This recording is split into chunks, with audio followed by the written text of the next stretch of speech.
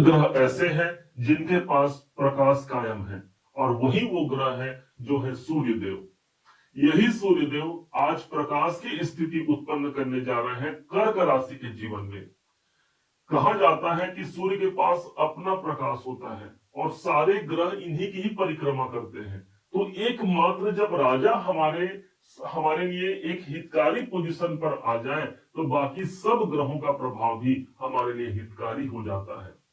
चार ऐसे परिणाम जो इस समय पर फलीभूत होने जा रहे हैं कर्क राशि के लिए, आज इस बात को हम समझेंगे।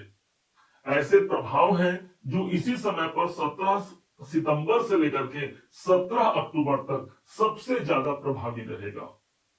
और वो है, सबसे पहला प्रमाण क्या होगा, आइए समझते हैं। सबसे पहले प्रमाण के रूप में सूर्य केतु का सूर्य ग्रहण योग देखने को मिला था कर्क राशि के ठीक द्वितीय भाव पर, दूसरे घर पर। वास्तव में ये स्थान धन का होता है। भगवान सूर्य धन भाव पर पिछले 1 महीने से विद्यमान है, अपने ही घर पर विद्यमान है, तब तो होना चाहिए बहुत अच्छा ना भाई। आर्थिक दृष्टिकोण से हमको मजबूत होना चाहिए। बहुत से लोगों ने धन भी इस समय पर कमाया होगा, लेकिन सूर्य ग्रहण का योग था जिसके प्रभाव से वो सब चीज ठीक तो है, लेकिन वो चैन की सांस नहीं है। वक्त करवट बदलता है।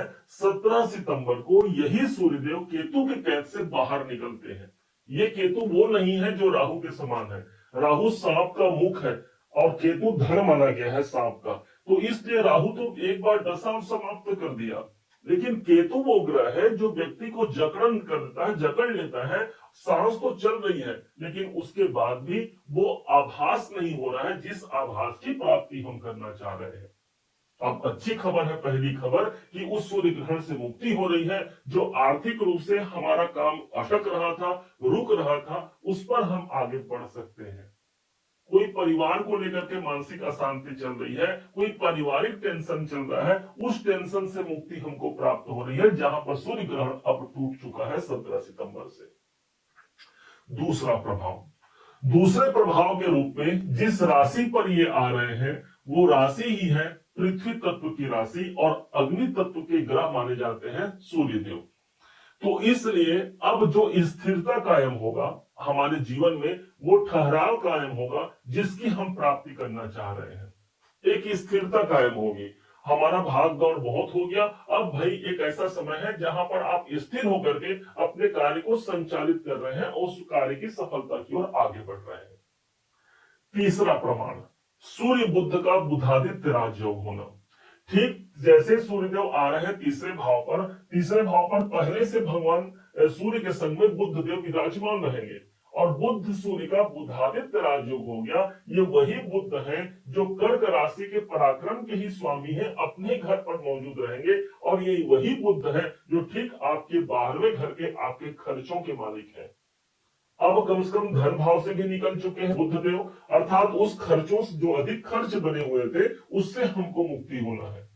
तीसरा घर प्रभावी हो जाएगा, हमारा पराक्रम, हमारा साहस बढ़ेगा।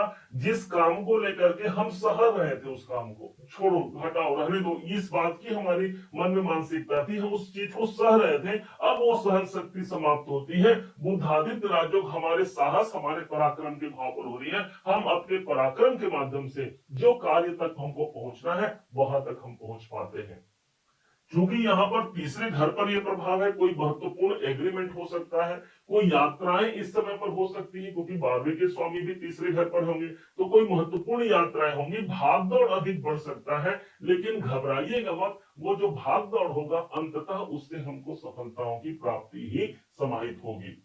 ऑनलाइन संबंधी कार्य इस समय पर बढ़ जाएंगे।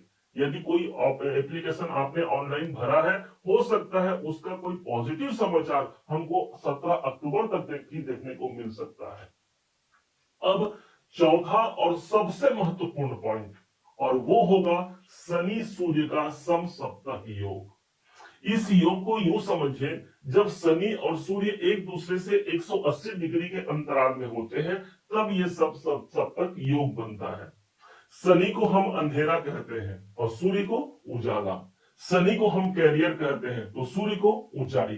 तो इस हिसाब से यदि समझा जाए तो जो जीवन में भाग्य उन्नति, क्योंकि भाग्य भाव पर शनि देव है, तो जो भाग्य उन्नति में बाधाएं आ रही है, हमने अपना प्रयास को भरपूर किया, लेकिन उस प्रयास का परिणाम निकल के सामने नहीं आ रहा है, तो सूर्य का प्रकाश शनि पर पड़ रहा है। अर्थात भाग्य उन्नति के लिए एक सबसे महत्वपूर्ण समय यही 1 महीना होने जा रहा है।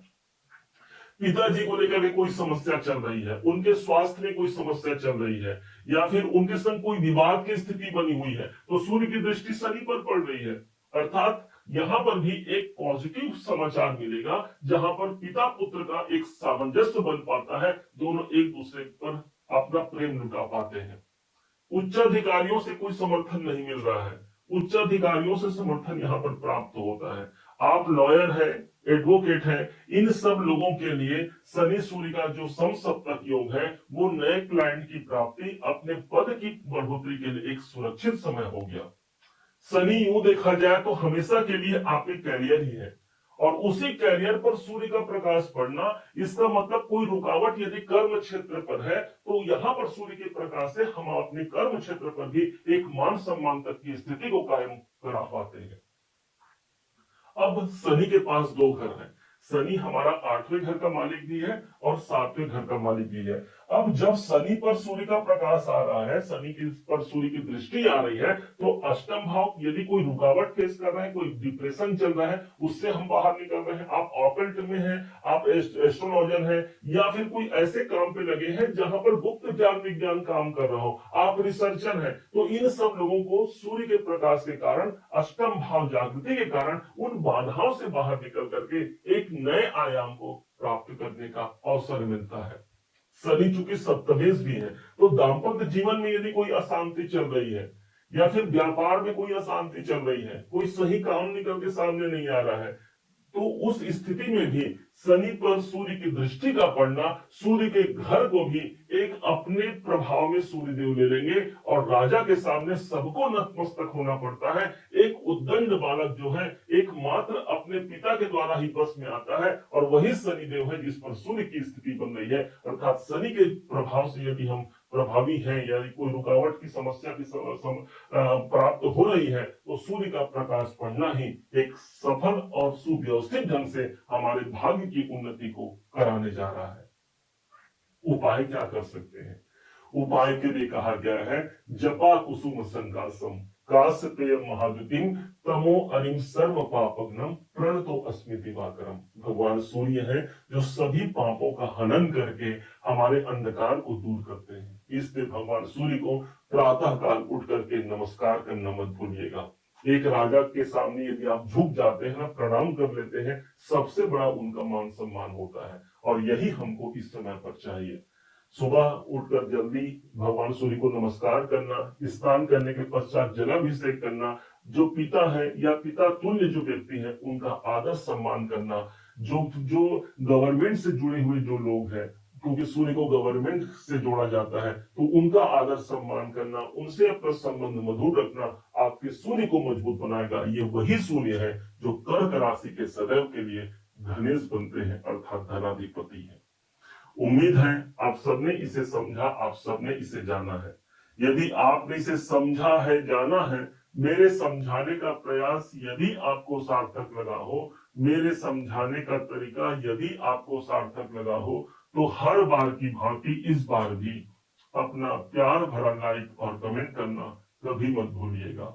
और हाँ, यदि अभी तक आपने इस चैनल को सब्सक्राइब नहीं किया है, सब्सक्राइब जरूर कीजिएगा। पुनः एक बार फिर आप सभी का दिवस बहुत मंगलमय हो, इन्हीं शुभकामनाओं के साथ। जय श्री राम।